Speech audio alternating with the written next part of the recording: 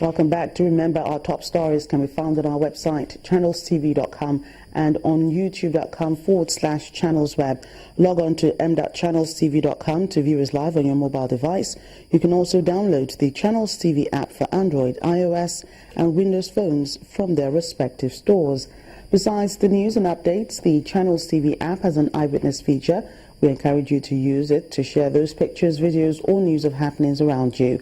Just install the app, then tap and swipe to reveal the eyewitness menu and follow the instructions. The Kwara State Governor Abdul Fattah Ahmed has emphasized the need to train and exploit Nigeria's human capital development. Governor Ahmed made this submission at the Government House in Ilorin while receiving NECO officials led by the Registrar, Professor Charles Weke, who paid him a courtesy call. He said the Council's roles is critical to human capital development of youth. He also lamented the high rate of youth unemployment in the country. The system in Nigeria had undergone a lot of metamorphosis, and we've not been, as a country, been able to truly articulate our human capital needs and human capital training program. So that's why you see a plethora of unemployed youths. Unfortunately, quite a number of them are even unemployable because there's a huge gap between the training and the need. So there's a need to bridge this gap and ensure that people that are trained are employable. And these are some of the areas which, at the state, will continue to drive our own policy support schemes to direct us to these areas to ensure that we begin to churn out people that will aid in filling those gaps of human capital needs and development. The Anambra State government has increased the tempo of security operations with the launch of Operation Udokamma ahead of the Yuletide. Declaring open the operation in Idemili local government area of the state, Governor Willie Obiano says Anambra is ready for the Yuletide celebration as security on land, air and water have been strategically enhanced.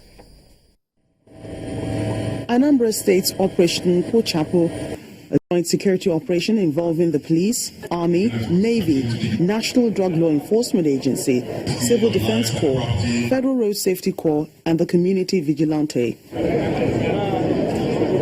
Their offensive, in addition to Operation Sheba against criminals, has returned some level of peace to the state. As the Yuletide approaches, the governor wants to do more to protect lives and property, hence the launch of Operation Udokamma.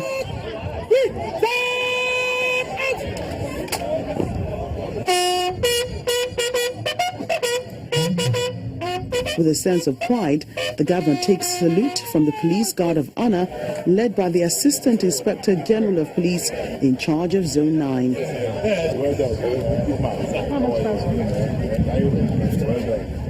The well-kitted officers look ready to stamp their authority. It will be necessary to recall that Anambra has had a very unpleasant and turbulent security history, replete with cases of kidnapping, armed robbery, and other heinous crimes in the past.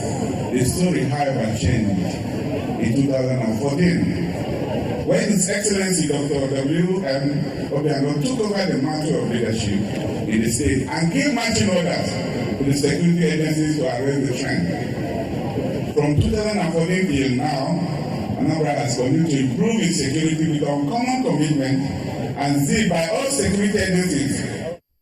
The successes of previous operations were rewarded to further boost the morale of the officers. Department of Operations, Anambra State Police Command. He is diligent, very hardworking, and coordinates general, and he has marched forward major. Governor Willie Obiano is confident that the state is ready to contain any form of criminal aggression. The choice of Obosi is not by mistake. It is to send a signal to the criminal elements, the drug barons, and the cultists that are in Obosi, that we are not going to tolerate any nonsense from them. All 5 states in the southeast are making sure it's a crime-free Yuletide. A partnership with the Army's Operation Python Dance, which started on November 27th, will run for the next 1 month, with a strong focus on violent crime, communal clashes, secessionist attacks, and road traffic decongestion. More on security, the former Minister of Petroleum Resources, Udokamma, has been speaking on what must be done to protect lives and property. Speaking at a security forum organized by the National Institute for Policy and Strategic Studies, Mr. Udokamma suggested the deployment of information technology to curb the spate of insecurity across the country. In our digital technological age, technology is not a luxury but a necessity to properly address our national security challenges. Technology ensures real-time sharing of information and enables efficient collaboration between different arms of the government and departments of government to address different types of threats. Removing the human factor in many aspects is important as it prevents errors and malice. However, behind technology there are people. So ultimately, as Steve Jobs famously said, it is not our faith in technology, but in our faith in our people. Ultimately, therefore, it is our collective engagement as citizens and our patriotism that will enable the deployment of technology to be effective as we work towards all-conclusive national security strategy. The Chief of Air Staff, Air Marshal Abubakar Babra Sadiq, says that the military will continue with its onslaught against Boko Haram insurgents until all IDPs are free to return to their communities. He made the remarks during the commissioning of an aircraft hangar at the flight line of the Nigerian Air Force base in Yola, Adamawa State, named after the late Group Captain Kehinde Olowo, who was killed in the line of duty. Air Marshal Sadiq also urged Nigerians to be vigilant and give useful information that will help the fight against insurgency. We used to have Boko Haram moving in convoys of vehicles and tanks, even APCs and so on. But what I'm saying is that we're not having that today, and I'm sure you agree with me. Yes, there are isolated cases of suicide bombing once in a while, especially in the last few days.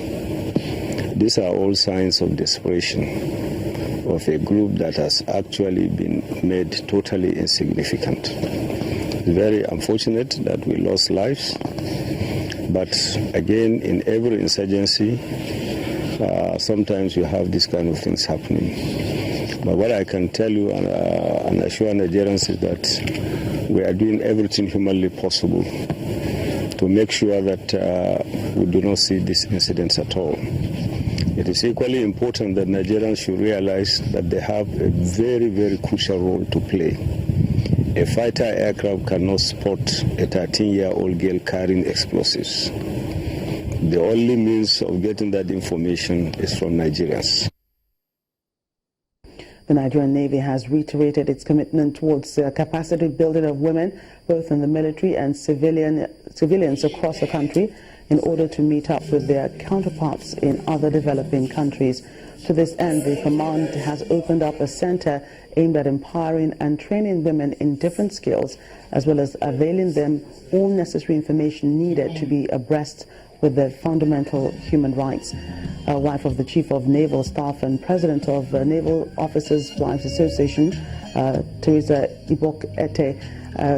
Ibas, reiterated this in A.B.U, local government area of Cross River State, where the center is located.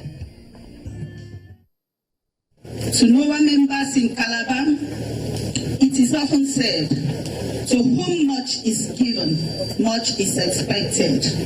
I enjoin you to make good and beneficial use of the Secretariat and leave positive legacies that those coming after will build on. The need for a Secretariat such as this cannot be overemphasized, as this will provide a functional base for NOAA activities, training seminars, skill acquisition, teachings, and human capacity development in the command.